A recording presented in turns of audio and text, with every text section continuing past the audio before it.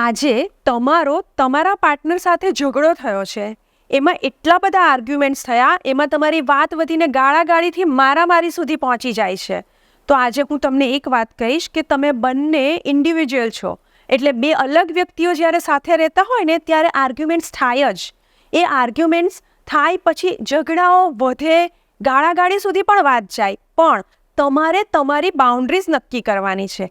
તમારા difference opinion, તમારા arguments કે તમારા મનની જે પણ કચવાટ છે એ તમારા રૂમ પૂરતી હોવી જોઈએ, તમારા બે પૂરતી હોવી જોઈએ, એમાં ત્રીજા વ્યક્તિને ખબર જ ના પડવી જોઈએ. તમે આ બાઉન્ડ્રીઝ જો તમારી લાઈફમાં સેટ કરો તો તમારું લગ્ન જીવન મજબૂત રહેશે. કેમ કે બે વ્યક્તિઓ જ્યારે આખી જિંદગી સાથે રહે છે, ડગલે ને પગલે આર્ગ્યુમેન્ટ્સ થશે, તો તમારા રિલેશન દરેક આર્ગ્યુમેન્ટથી મજબૂત થવા જોઈએ. અને એ ત્યારે જ થાય જ્યારે તમે તમારી બાઉન્ડ્રીઝ સેટ કરી રાખો. તો તમારા લગ્ન જીવનની અને તમારી બાઉન્ડ્રી જો સેટ હશે તો તમારું લગ્ન જીવન સારું રહેશે. આજે બી ફોર બાઉન્ડ્રીઝ.